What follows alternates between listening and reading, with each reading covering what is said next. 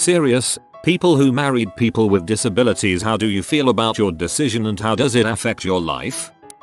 My wife is profoundly deaf, and when I read the title of this post I thought to myself it must be hard to live with someone who has a disability. I guess if you are really connected to someone, they kinda aren't disabled.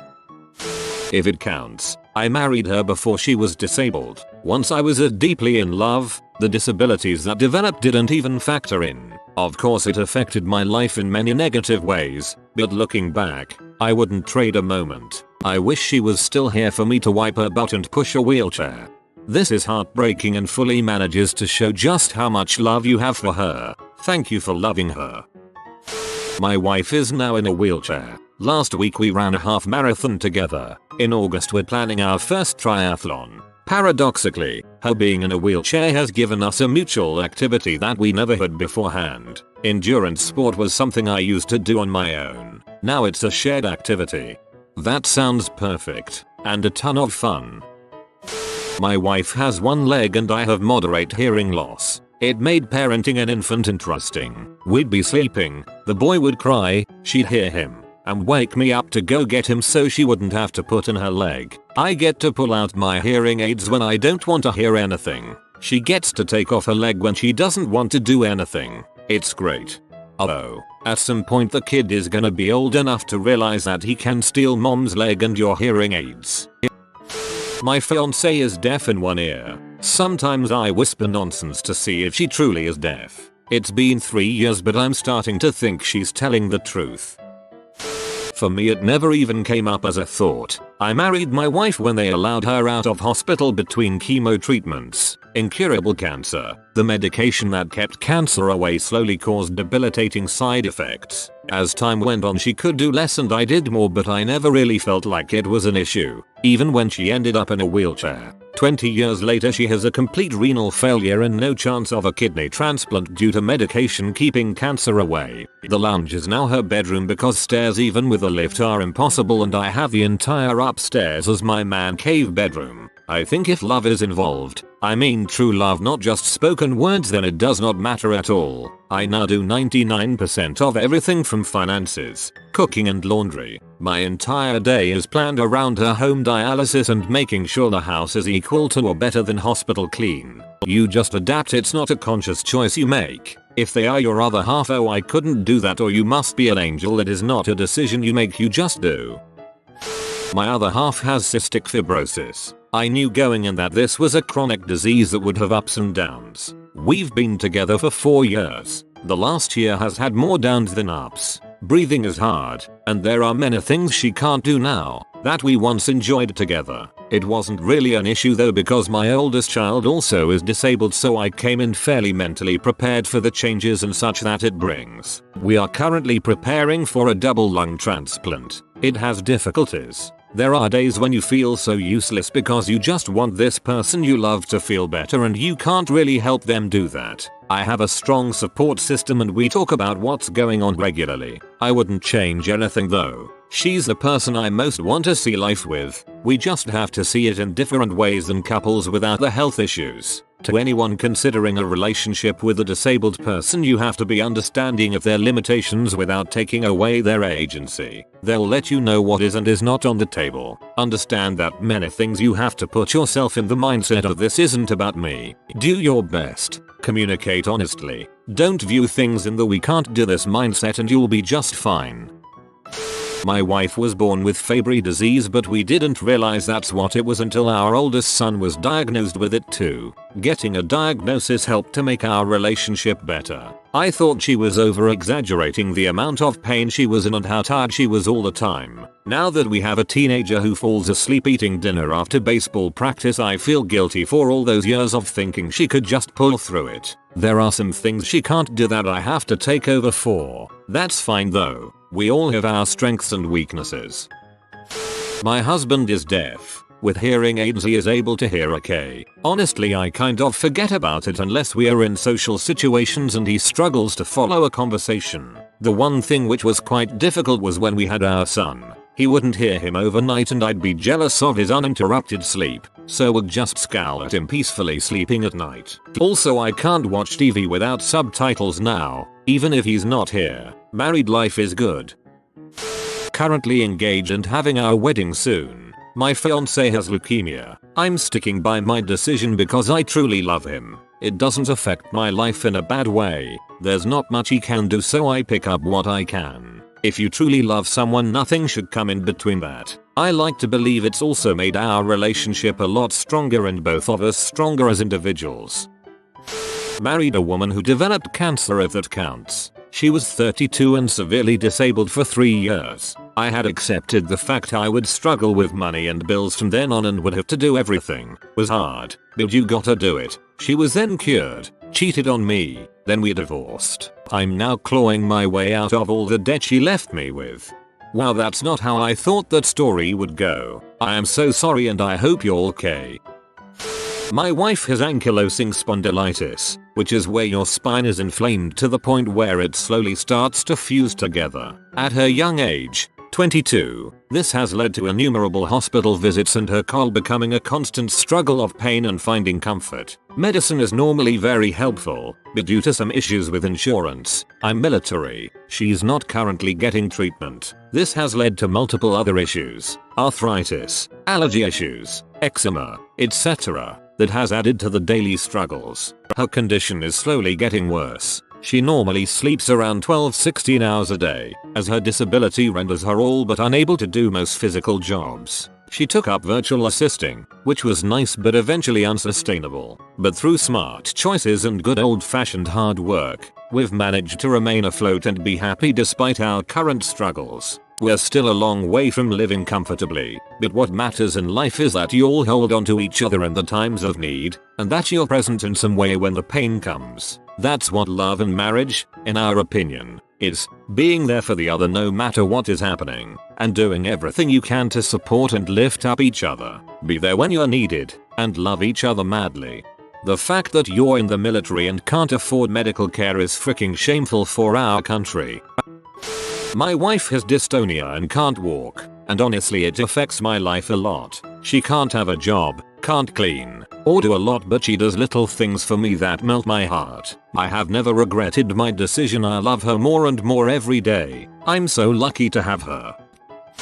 Been married to my hubby for over 10 years. 3 years ago he came down with a life-threatening blood clotting disorder with a side of bone cancer to boot. We spent over a year just trying to find the right specialists who could figure out what was wrong with him and treat him without making things worse. He lost his job, a lot of his memory, his ability to drive. He's now hypersensitive to noise, and can't eat any animal protein or salt or bread. I am the sole money earner now because we're still waiting for the government to make up its mind about whether or not he's disabled. Money's been tight and I went from working and housework and kids to that plus managing the finances, doing all the driving and managing the scheduling of doctor's appointments with 6 different specialists. I wouldn't change it for the world. Before I was an introvert and shy. When he got sick I had to step up and take care of things, and I'm 300 times stronger a person than I ever imagined I could be. We have a strong support system with our family and that helped tremendously.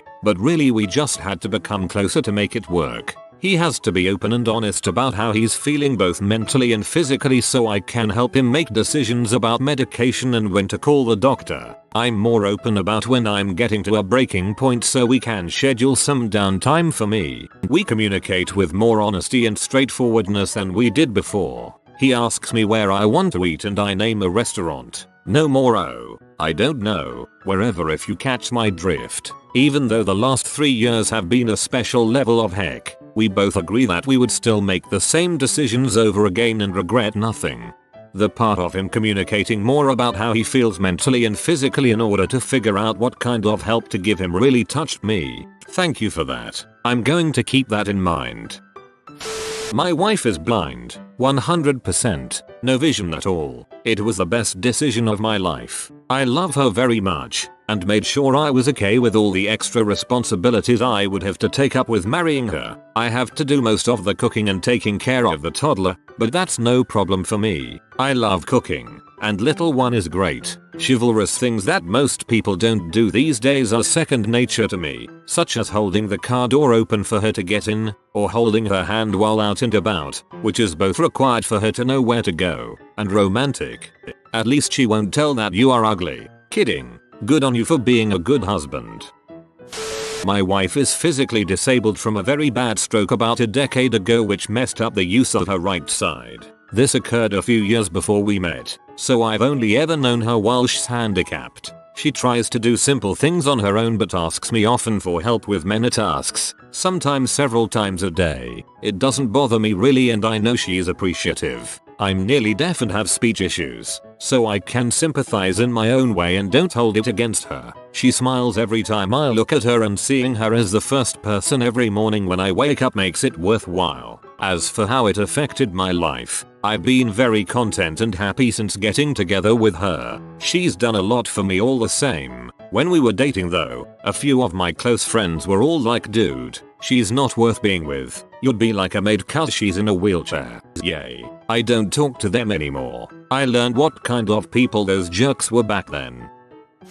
My husband is 100% disabled through the VA and now suffers from PTSD, depression and chronic pain. He's on a ton of meds and I can't count on him for very much. Whatever I can count on a 7-year-old to do is what I can depend on him for. I hate it and I hate myself for not being more understanding and just being more for him. I didn't imagine my life like this. I wanted a best friend to talk to do things with and go out and experience the world. Instead I am stuck alone taking care of my toddler and feeling alone and having no one to depend on. It's lonely. I imagined my life would be filled with laughter, silly banter and late night conversations. Instead I'm alone while he passes out from pills in the guest room.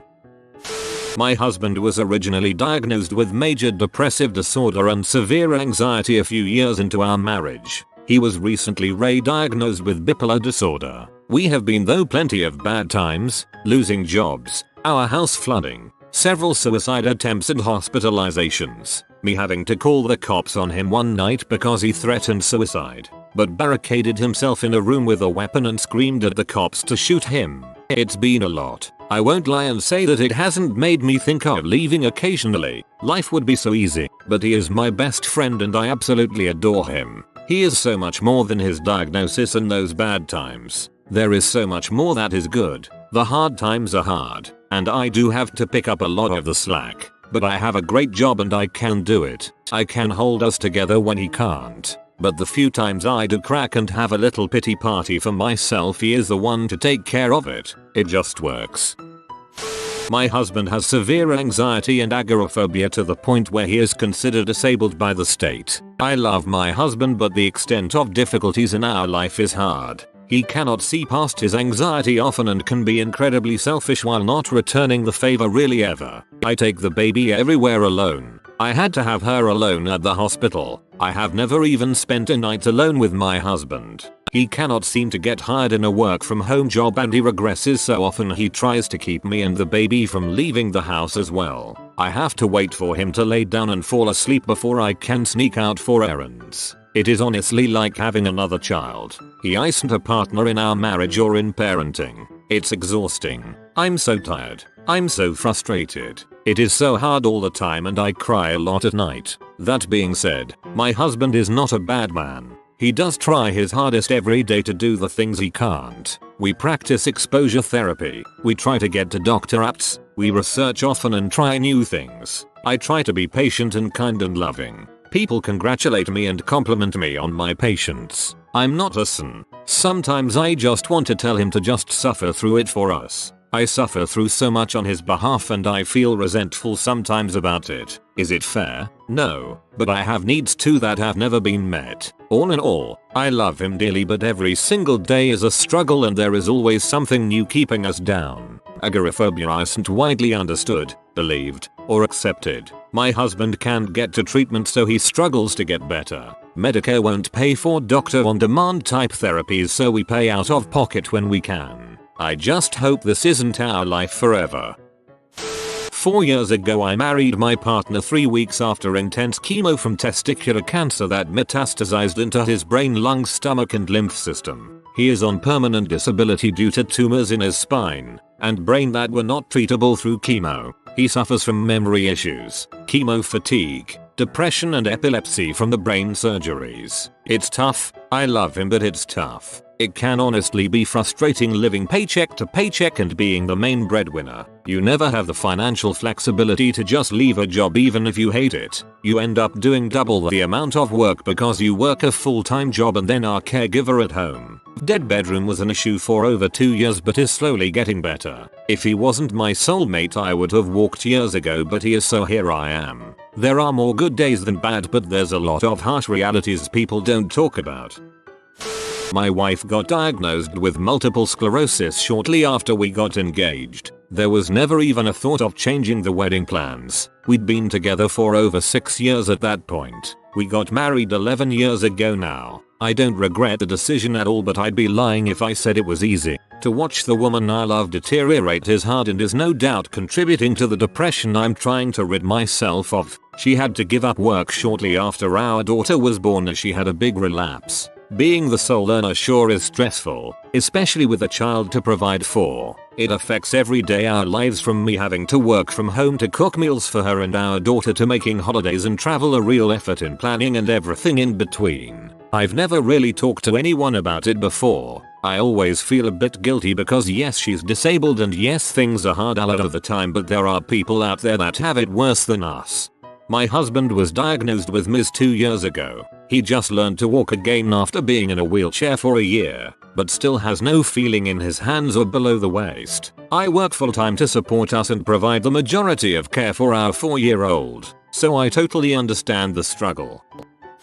My wife suffers from paranoid schizophrenia. When I married her, I thought she had bipolar because the doctor I asked her to go to originally diagnosed her with it. It wasn't until several years later that we both learned she suffered from paranoid schizophrenia. It can be difficult and I don't regret it in the slightest. Even in her worst states, I don't regret it. I say this with our 10-year anniversary coming up on the 21st and she is currently inpatient in the hospital while I'm at home with our 2-year-old son. I'm here for her now and forever and always will be. She is on medications and most of the time she is good. I occasionally get woken up in the middle of night with her screaming that there is a bear at the end of the bed. I have had to learn to be extremely resilient, pretty much in every aspect of our lives. The amount of times I've come home from work and her arm is bleeding because her voices told her to cut herself and she couldn't get them to go away unless she did what they told her. I'm telling you that you'll want to panic in those situations, but you learn not to. You learn to calmly administer first aid.